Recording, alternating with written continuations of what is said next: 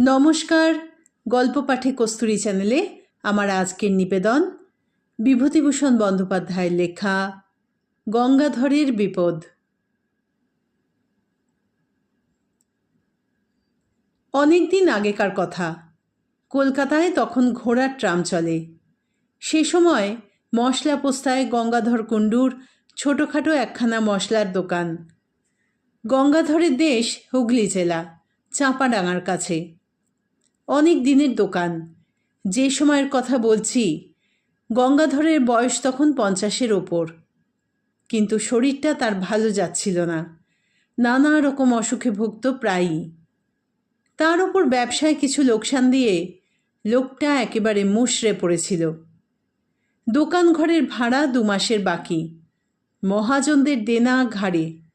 দুপুরবেলা দোকানে বসে থেলো হুঁকো হাতে নিয়ে নিজের অদৃষ্টের কথা ভাবছিল। আজ আবার সন্ধ্যের সময় গোমস্তা ভাড়া নিতে আসবে বলে শাসিয়ে গিয়েছে। কি বলা যায় তাকে? এক পুরনো পরিচিত মহাজনের কথা তার মনে পড়ে গেল। তার নাম খোদাদাত খাঁ, পেশোয়ারি মুসলমান, মেটেবুরুজে থাকে। আগে গঙ্গাধরের লেনদেন ছিল তার সঙ্গে।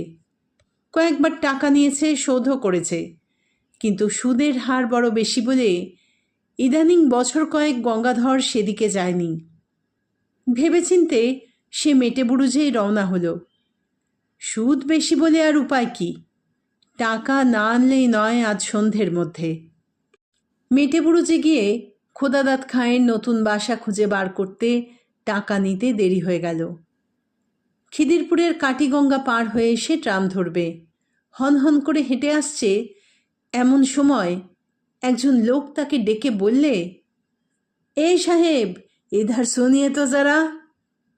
সন্ধে হয়ে গিয়েছে। যেখান থেকে লোকটা তাকে ডাকলে সেখানে কতকগুলো গাছপালার বেশ একটু অন্ধকার। স্থানটা নির্জন, তার উপর আবার তার সঙ্গে রয়েছে টাকা। গঙ্গাধরের মনে একটু সন্দেহ যে না হলেও এমন নয়, কিন্তু উপায় নেই। লোকটা এগিয়ে এলো। ওই গাছগুলোর তলায় সে যেন তারই প্রতীক্ষায় দাঁড়িয়েছিল। লোকটা খুব লম্বা, মাথায় ঝাঁকড়া ঝাঁকড়া চুল ঘাড়ের ওপর পড়েছে, মুখটা ভালো দেখা যাচ্ছে না, পরনে ঢিলে ইজের ও আলখাল্লা। সে কাছে এসে সুর নিচু করে হিন্দিতে ও ভাঙা বাংলা মিলিয়ে বললে, বাবু, সস্তায় মাল কিনবেন? গঙ্গাধর আশ্চর্য হয়ে বললে, কি মাল? লোকটা চারিদিকে চেয়ে বললে, এখানে কথা হবে না বাবু, পুলিশ ঘুরছে, আমার সঙ্গে আসুন। ঝুপসি গাছের তলায় এক জায়গায় অন্ধকার খুব ঘন। সেখানে গিয়ে লোকটা বললে, জিনিসটা কোকেন, খুব সস্তায় পাবেন, ডিউটি ছুট মাল, লুকিয়ে দেব। গঙ্গাধর চমকে উঠল। সে কখনো ব্যবসা করেনি। ডিউটি ছুট কোকেন, কি সর্বনেশে জিনিস! ভালো লোকের পাল্লা এসে পড়েছে। না, সে কিনবে না। লোকটা সম্ভবত পাঞ্জাবি মুসলমান, বাংলা বলতে পারে, তবে বেশ একটু বাঁকা। অনুনয় সুরে বললে, বাবু, আপনি নিন, আপনার ভালো হবে, সিকি করিতে দেব। আমার মুশকিল হয়েছে, আমি মাল বিক্রির লোক খুঁজে পাচ্ছি নে।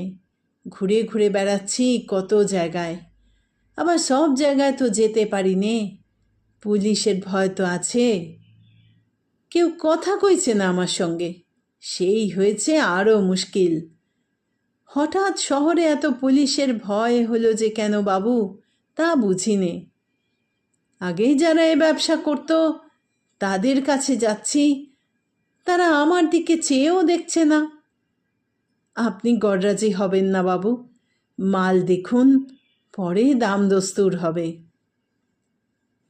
লোকটার গলার সুরে কি একটা শক্তি ছিল। গঙ্গাধরের মন খানিকটা ভিজল। কোকেনের ব্যবসাতে মানুষ রাতারাতি বড়লোক হয়েছে বটে, বিনা সাহসে বিপদ এড়িয়ে চলে বেড়ালে কি লক্ষ্মী লাভ হয়? দেখাই যাক না। হঠাৎ গঙ্গাধর চেয়ে দেখলে যে লোকটা নেই সেখানে। এই তো দাঁড়িয়েছিল, কোথায় গেল আবার? পাছে কেউ শোনে এই ভয় বেশি জোরে ডাকতেও পারলে না। চাপা গলায় বাঙালি হিন্দিতে ডাকলে, কোথায় গিয়া ও খাঁ সাহেব? এদিকে ওদিকে চাওয়ার পর সামনে চাইতেই দীর্ঘাকৃতি আলখাল্লাধারী খাঁ সাহেবকে দাঁড়িয়ে থাকতে দেখা গেল। গঙ্গাধর বললে, জলদি চলো, অনেক দূর জানা হোগা। কি একটা যেন ঢাকবার জন্য লোকটা প্রাণপণ চেষ্টা করছে। আমার সঙ্গে এসো, মাল দেখাবো। দুজনে কাটিগঙ্গার ধারে ধারে অনেক দূর গেল। যে সময়ের কথা বলছি তখন ওদিকে অত লোকজন ছিল না। মাঝে মাঝে জোয়ার নেমে যাওয়াতে বড় বড় ভর ও নৌকো কাদার ওপর পড়ে আছে। দু একটা করাতের কারখানা, তাও দূরে দূরে। জলের ধারে নোনা চাঁদা কাটার বন, পেছনে অনেক দূরে খিদিরপুর বাজারের আলো দেখা যাচ্ছে। পথে যেতে যেতে খাঁ সাহেব একটা বড় অদ্ভুত প্রশ্ন করলে। গঙ্গাধরের দিকে চেয়ে বললে, আমায় দেখতে পাচ্ছ তো? কেন পাবো না? এমন বয়স এখনো হয়নি যে এই সন্ধেবেলাতেই চোখে ঠাউর হবে না। একবার গঙ্গাধর জিজ্ঞেস করলে, তোমার ডেরা কোথায় খাঁ সাহেব? লোকটা চকিতে পেছন ফিরে সন্দিগ্ধ দৃষ্টিতে চেয়ে বললে, কেন, সে তোমার কি দরকার? পুলিশে ধরিয়ে দেবে ভেবে থাকো যদি, তবে ভালো হবে না যেন। মাল দেব, তুমি টাকা দেবে, মাল নিয়ে চলে যাবে। আমার বাসার খোঁজে তোমার কি কাজ? লোকটার চোখের চাউনি অদ্ভুত। গঙ্গাধর অস্বস্তি বোধ করল। খুব ভালো দেখা যায় না, কিন্তু ওর দুই চোখে যেন ইস্পাতের ছুরি ঝলসে উঠল। না, তার সঙ্গে টাকা রয়েছে। এ অবস্থায় একজন সম্পূর্ণ অপরিচিত অজ্ঞাতগুলোশীল লোকের সঙ্গে একা এই সন্ধেবেলাতে সে এত দূর এসে পড়েছে। লোভে মানুষের জ্ঞান থাকে না, তার ভেবে দেখা উচিত ছিল। কিন্তু যখন এসেইছে তখন আর চারা নেই। বিশেষত সে যে ভয় পেয়েছে এটা না দেখানোই ভালো। দেখালে বিপদের সম্ভাবনা বাড়বে বই কমবে না। ছুরি বার করে বসলে তখন আর উপায় থাকবে না। অনেক দূর গিয়ে মাঠের মধ্যে একটা গুদাম ঘর, একটা গাছের গুঁড়ি পড়ে আছে গুদাম ঘরের দরজা থেকে একটু দূরে। তার উপর গঙ্গাধরকে বসতে বলে লোকটা কোথায় চলে গেল।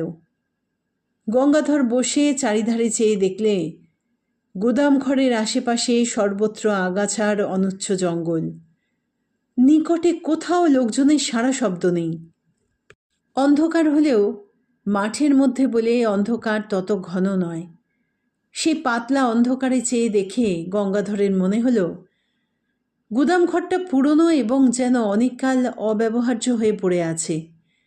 বাঁশের বেড়া খসে পড়েছে জায়গায় জায়গায়, চালের খোলা উড়ে গিয়েছে মাঝে মাঝে, সামনের দোরটা ওই ধরা, ভেঙে পড়তে চাইছে যেন। গঙ্গাধরের কেমন একটা ভয় হলো। কেন সে এখানে এলো এই সন্ধ্যায়?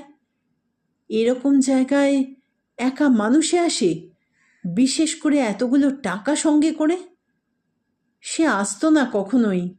সে কলকাতায় আজ নতুন নয়, তার উপরে ঝুনো ব্যবসাদার, বাংলাদেশ থেকে নতুন আসেনি। ওই লোকটির কথা সুরে কি জাদু আছে, গঙ্গাধরকে যেন টেনে এনেছে। সাধ্য ছিল না যে সে ছাড়ায়। এ কথা এখন তার মনে হলো। হঠাৎ অন্ধকারের মধ্যে খাঁ সাহেবের মূর্তি দেখা গেল। লোকটার যাওয়া আসা এমন নিঃশব্দ, এমন অদ্ভুত ধরনের, যেন মনে হয় অন্ধকারে ওর চেহারা মিলিয়ে গিয়েছিল, আবার ফুটে বেরোলো। কোথাও যে চলে গিয়েছিল এমন মনে হয় না, পাকা আর ঝুনো খেলোয়াড় আর কি। খাঁ সাহেব দৌড় খুলে গুদাম ঘরে ঢুকলে।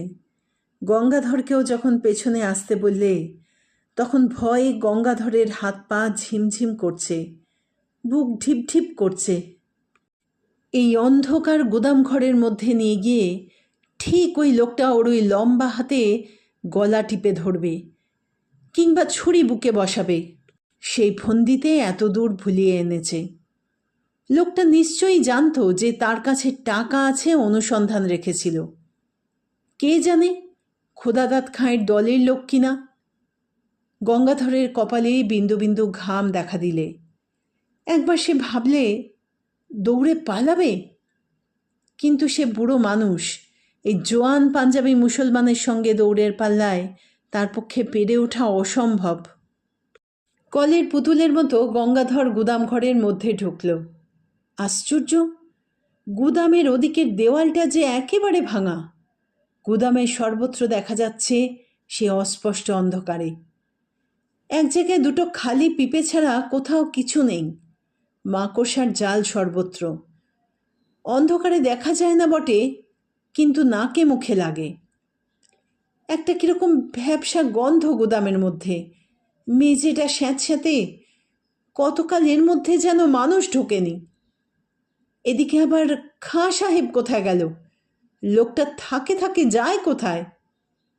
অল্পক্ষণ, মিনিট দুই হবে, কেউ কোথাও নেই, শুধু গঙ্গাধর একলা। আবার সেই ভয়টা হলো।